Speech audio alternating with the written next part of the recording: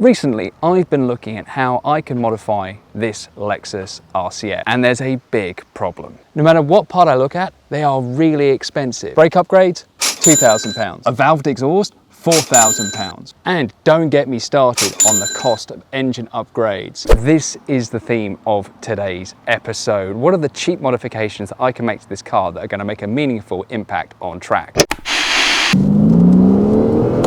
Come on, Lexus, let's go! So here are the two modifications that I think are the most important to do and don't break the bank. One is a carbon intake shield from RR Racing. As you can see, there's this big gap where sort of essentially hot air can come in. Hot air contains less oxygen, which means you get less of a bang when it actually goes into your engine. So what this is designed to do is essentially sit right here and ensure that the cold air that's coming in from the wheel arch area is directed into the engine. So cold air, more oxygen, more bang for your buck.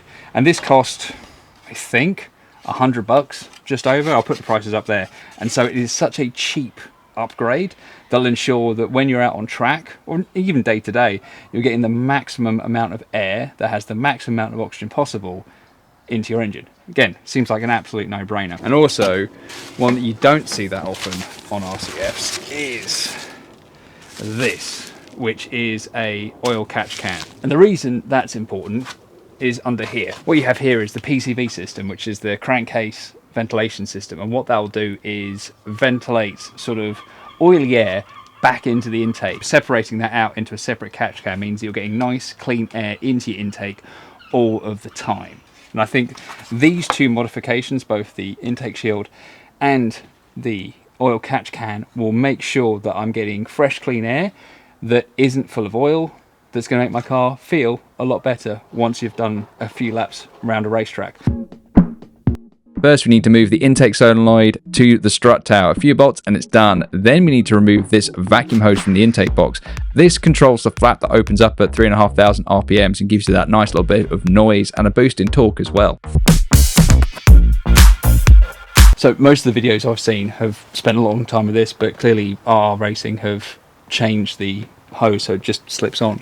There's an intake and exit vacuum hose that connects to the airbox, so you need to measure very carefully with the replacement before cutting. So this is how it looks, at least for a test fit. It needs a bit of sort of persuading to fit, and some other cables move around, but I think overall it should be okay. So all we need to do for the rest of the intake mod is cut a little bit here to make space for sort of this tip of the wing, whatever it's called, so it sits nice and flush. So mark it up, cut it up, and let's go.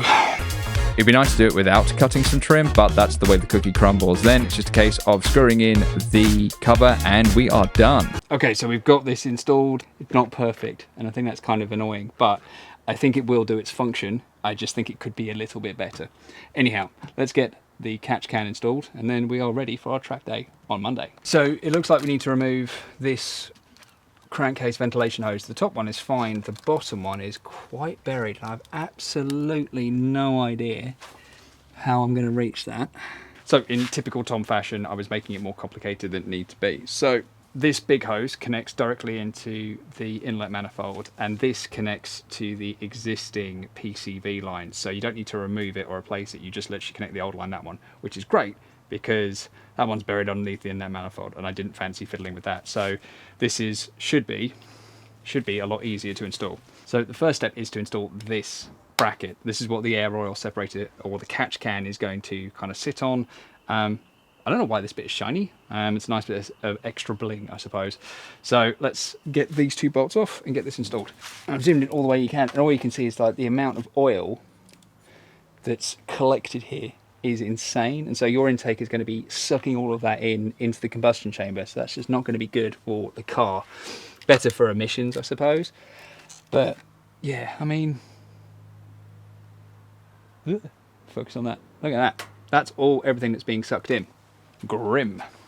First step is to remove two bolts from the cam tensioner, then we can install the bracket that holds on the catch can. Then it's just a case of hooking up two hoses and we are done. All in a simple job. Installed. Again, a little bit janky and not quite what I was expecting, because RR Racing is supposed to be like one of the modification sources for, you know, Lexus products. It's just a bit janky. This PCV hose is under, I think, a reasonable amount of strain, and I think over time that could become a failure point. And where this mounts, there's the connectors for what I assume is the cam solenoid, and I don't know if this bracket is going to end up putting too much pressure on that and making them crack or fail.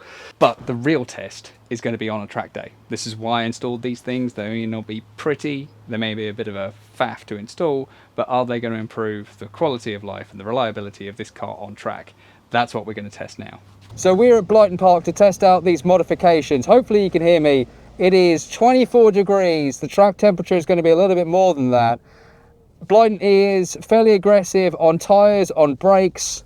So let's see how this car does.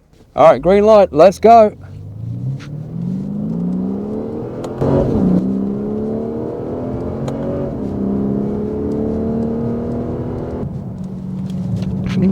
Whoa, there we go. They're into the back straight. Opening up your hands.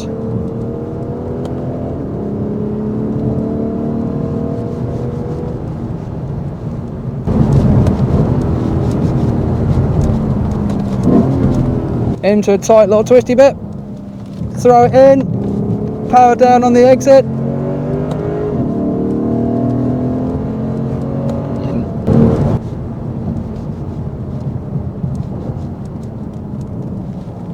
Onto the brakes, use all of the track, double apex, push through. Come on Lexus, let's go!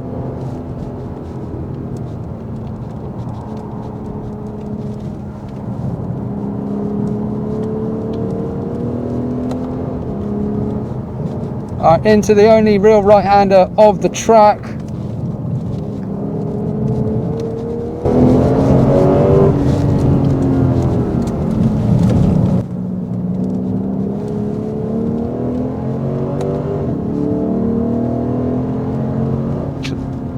Brake.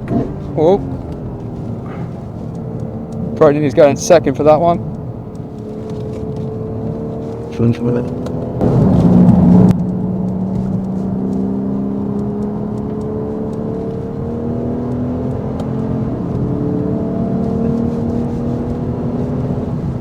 That's all.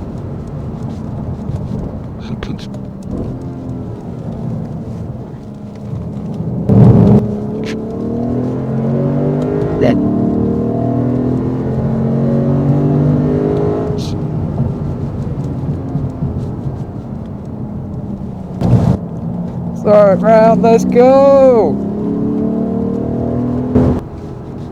Brake, turn in, hold it for the double apex. Easy on the power. There we go, feed it round.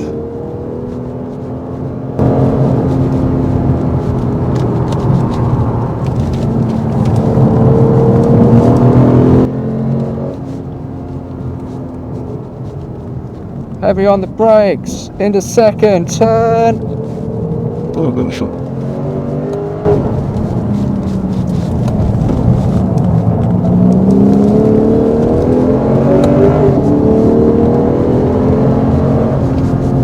Temperatures have not moved a bit, even the tyres are holding up well.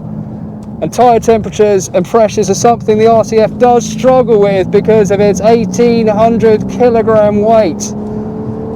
But that's not a problem here. Onto the back straight again. 100 miles an hour. Heavy on the brakes. Down into second for the chicane.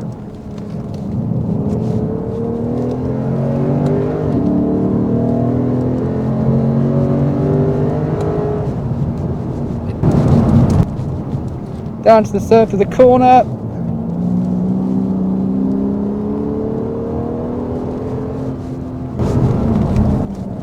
Turn in.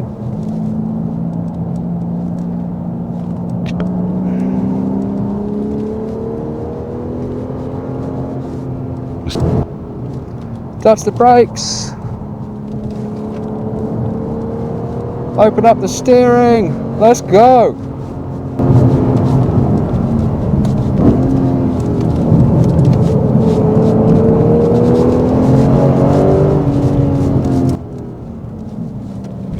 Engine and oil temperatures bang on the money as well.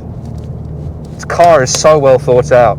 Need to check the condition of the tyres though. So it is a few days later from that track day, and I've got some thoughts. So overall, the car did really, really well, no issues with temperature, whatever like that, but there was a big problem, and I should have really corrected it after the trip to the Nürburgring, and it's down to these tyres.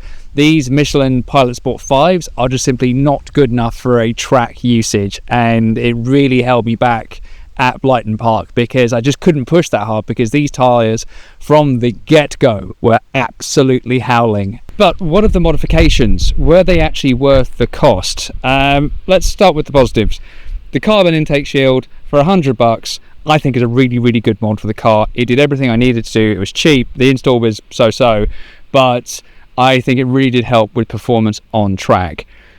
The ultimate air oil separator, however, it was $349, and honestly, I'm not convinced it's worth the cost of money. Yes, it did catch a little bit of oil, but honestly, I don't think that's enough that's really a mechanical or reliability concern. It does come with this nifty dipstick, to which there is a little bit of oil, and I have changed it. I would say it's probably had about maybe 5 mil after the track day, and I absolutely hammered on this car. So if I remove this, and we can see how much it collects in day-to-day usage, because I have cleaned it since the track day. In there, that's with sort of day-to-day usage, general driving, some motorway work, not that much oil, but definitely some. I mean, what do you think? Is that a lot of oil? I mean, I've never had an air oil separator as an aftermarket item before, so maybe this is a lot of oil to catch. I'm honestly not sure. I'm going to keep it for the next sort of couple of weeks and see what does general usage come out. Maybe this will be worth the sort of $349. Maybe, I don't know, it's just difficult to say, isn't it? Difficult to say, but at least it's easy to install. Out of the two mods, if I had to keep only one, it would be the intake shield, because I think it actually does. There's a noticeable improvement on track. The car feels a lot more responsive, particularly after 10, 15 laps, which is, I did quite a few laps in this at Blyton Park. So it was put through its paces, and the temperatures overall barely moved. And that's after many, many, many laps. Right, moving back into the car because the wind is really picking up. But overall, really happy with the RCF. It was comfortable on the way up. It was an absolute riot round the track, and it was really, really enjoyable. But it really did prove that the tyres really are the thing that's holding this car back beyond anything else, because you just can't get the power down in a way that you need to. So I'm going to be investigating tyre options. Realistically, it's probably going to be the Pilot Sport 4S's that I should have got in the first place. But if there's a better tyre combination for the RCF, let me know, because I'm really, really interested. I'm going to have to run these tyres for a little bit longer because they've got at least 6 mil left, and so I just can't really justify getting a new set of tyres right now. But let me know what you think. Other than that, it's been a great car on track. So yeah, really happy with it. I think it's, even on a track as tyre heavy and brake heavy as Blyton Park, it was very, very enjoyable. So I think it was a lot of fun. And out of those two cheap mods, I think one of them definitely is really worth it. And luckily, it is the cheapest mod as well. And I think that is massive. It's nice to be able to find a cheap mod that actually delivers on track. Now, you could probably save a little bit more money and, I don't know, make something out of like plastic hard to sort of help with ducting. But the carbon fiber edition is nice, not gonna lie, it looks cool. So yeah, that's where we're at the moment. I don't know what other mods I'm going to do right now. I might, if I'm looking into new tyres, maybe I'll look into new wheels. Maybe that's the option. It's hard to say. Where do you think I should go next with modifications to the RCF? Should I just leave it as is, enjoy it whilst it still has the rest of the sort of approved used warranty, and then go hell for leather? Or should I just leave it as is and just enjoy sort of the muscle GT nature of the car? Let me know in the comments.